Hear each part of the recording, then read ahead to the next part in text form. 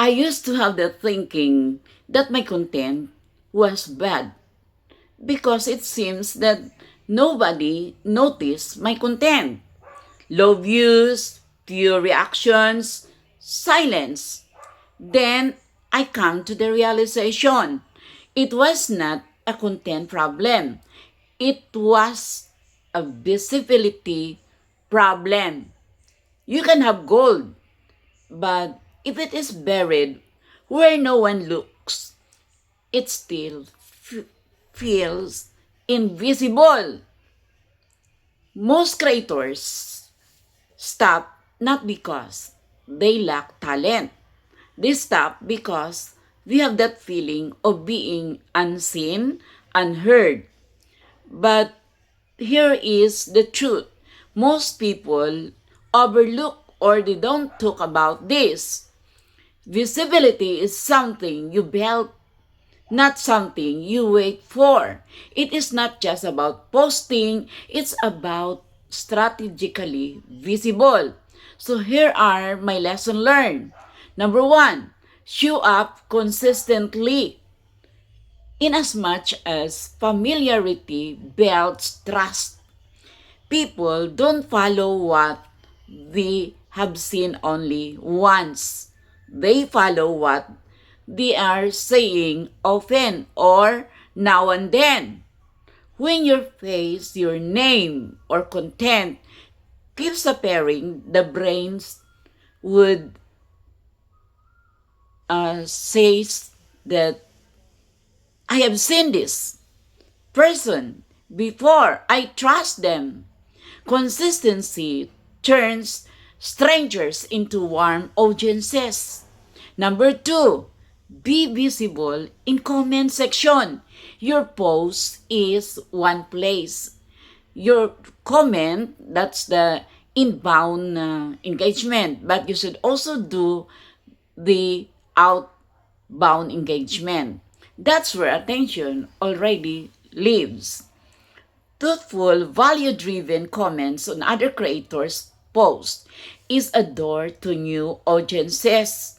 I have been doing this one whenever I am commenting, engaging the post of one content creators. After I am done giving my insights, my perspective, I would be looking for one of the commenters of this creator, big or small, and I would make a reply to the comment of that creator, to the creator that I am engaging. Yes, and most of them, they are already my followers too, and I have been following them also, and that is followers being gained from comments. You try it. I have been doing it as long as you can select one of purpose of the content creator, so you will not also be looking as spammy, and your comment should be one that is not generic, not repetitive, and of course not copy paste. It should be in a form of sentences or in a paragraph which you have not yet commented to other creators. You try to do it. It's really working. And not only your visibility, but your discoverability. Many will discover, oh, who is this commenting on this creator, especially big, established, seasoned creators.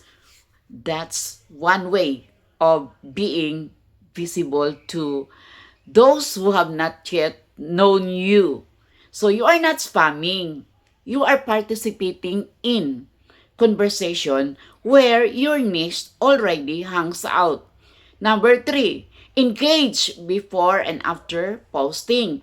Don't just post and disappear or dissipate. Before posting, engage with others. After posting, before and after, reply to comments. These signals on the platform that this account is active and social. Visibility grows when you behave like a real community member, not just a broadcaster. Number 4, clarity increases visibility. If people cannot quickly tell who you have, what your content is about, why they should care, they will scroll very fast. Clear message, faster recognition, and more engagement. Number 5, repurpose your content. One idea doesn't mean one post. Turn one video into many other forms, like quotations, and one quotation into a caption into a short clip. More formats, more chances to be seen by different people. Build relationships, that's number 6, not just reach. The algorithm spreads what people interact with. People interact with people they are having that feeling connected to. Reply, appreciate, remember names. Community creates visibility that no hack can replace. Number 7, stay long enough to be noticed. Visibility compounds. Many quit at second month or month number 2. Recognition often happens at month number 6, 8, up to 12. The longer you stay visible, the harder you are to ignore. So the bottom line, visibility isn't about being loud. It's about being present, consistent, clear, and connected.